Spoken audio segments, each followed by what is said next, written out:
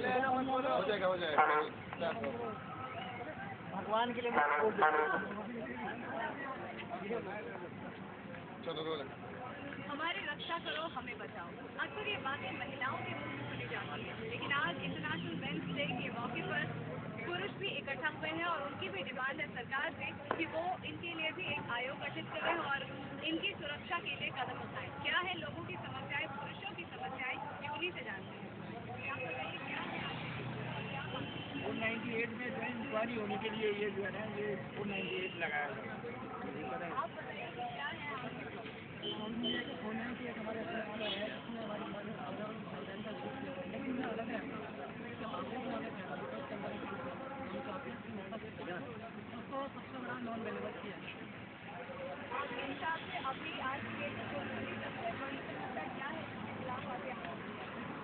सबसे बड़ी जो प्रॉब्लम है, आप क्राइम ब्यूरो का डाटा उठा के देखेंगे और साल 50-55 हज़ार मैरिड मैन सुसाइड करते हैं, जबकि वुमेन सुसाइड करते हैं शादी के बाद 28 शादी के पहले और कोई डिवोर्स के बाद वुमेन और मैन का सुसाइड दोनों से। तो इसमें क्लियर इंडिकेशन है, एक शादी के बाद एक बंदा जो वर्बल है, मेंटल है, इकोनॉमिकल है, फेस करते हैं, उसके लिए उसके पास कोई प्रोटेक्शन नहीं है।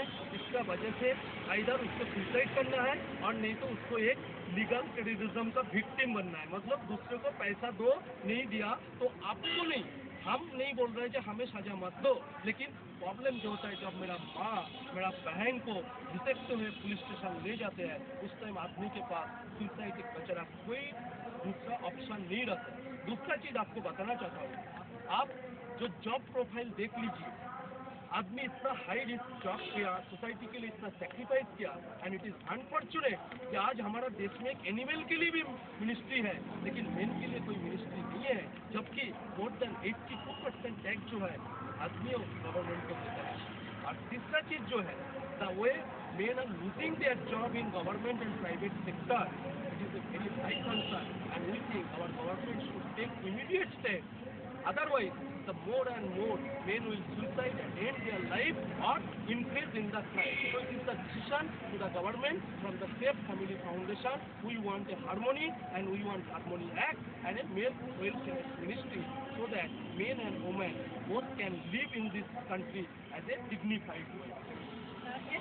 मुहिम में सिर्फ पुरुष ही नहीं बल्कि महिलाएं भी शामिल हैं, उससे भी जानते हैं कि उनकी क्या व्यवहार है। कहना चाहते हैं जो भी लेजिस्लेशन इस कंट्री में पिछले 100 सालों से किए गए हैं, इसकी वजह से आज हमारे सोसाइटी में विमेन को स्पीकिंग राइट्स दिए हैं without them requiring to be responsible, और मैन को सिर्फ रिस्पॉन्सिबिलिटी दी गई है विदाउट एनी राइट्स।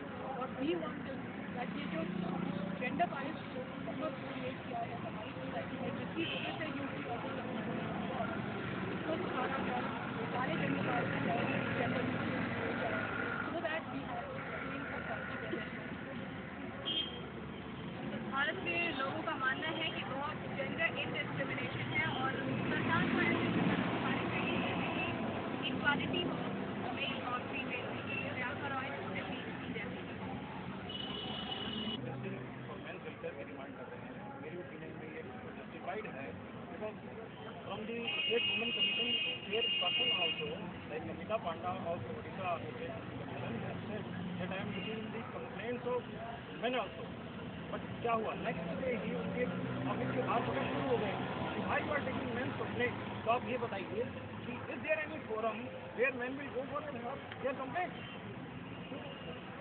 दूसरी चीज़ ये है कि women and child development ministry जो रेणुका चौधरी जी हैं, वो कहती हैं कि वो मेन से बात करना चाहती हैं, लेकिन किस फोरम को वो इनविटेशन दे रहे हैं? क्या हमारे पास ऐसा कोई फोरम है? इसलिए हम चाहते हैं कि हमें भी एक मिनिस्ट्री की पैरवी मिले, जिसके बाद हम एक इक्वल स्टेटस पे बैठकर और टेबल पे बात कर सकें। और हम इनके माँ बाप सीनियर सिटीजन, हमारा बुढ़ापा भी इसी मुकदमे बाजी में तो इतना लेंथी प्रोसेस क्यों है? और दूसरा ये है कि FIR तब दर्ज हो जब कोई लड़की वाले ये प्रूफ दें विदाउट एनी प्रूफ। सिर्फ एक डाउरी हरासमेंट वर्ड लिखने से ही एक औरत उठती है और 10 औरतों को जेल में डलवा, that is wrong. Law should be there, हम नहीं चाहते वुमेन की चलो एम्पावरमेंट दो उनको, लेकिन लॉ शुड बी जस्टिफाइड, कोई प्रूफ तो दो।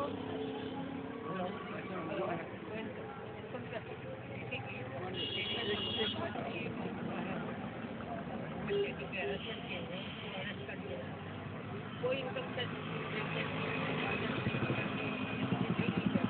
और कोई प्रूफ नहीं पूछा जाता है कि आपके पास इतना पैसा कहाँ से आया, तो कैसे आप समाज कर दिया, क्या आप लोग महसूस करते थे आपने 25 लाख का चार्ज कमर पे तो सरफ 1-1 करोड़ रुपए की पेंशन डाल रखी है, किसी ने कभी पूछा है? किसी ने कोई पूछा नहीं, उनको अंदर भेजने के लिए कर दिया।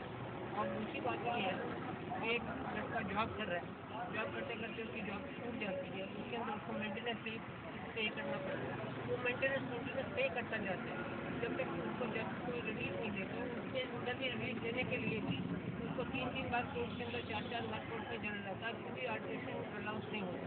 माई son lost the job, we are paying 25,000 rupees per month lady उसके अंदर ये जॉब, क्योंकि उन्होंने उसके खिलाफ कंप्लेंट कर करके कि इसके खिलाफ इतने केसेज हैं, इतने केसेज हैं। अब ये एमएनसी के अंदर क्या है कि वे जब जॉब कटिंग आती है, जॉब कटिंग के बाद सॉफ्ट टारगेट्स लिखती है, सॉफ्ट टारगेट्स जो है वो कौन है, उनको छुट्टी लेके आना पड़ता है कोर्ट अटेंड करने के लिए, बार बार आना पड़ता है, 6-6 केसेस उनके ऊपर डाल दिए जाते हैं सारे और उसके अंदर और 25,000 रुपया जो हम लोग के ऊपर चल रहा है वो कंटिन्यूस करते जा रहे हैं, वो फ्रॉम डे टू डे।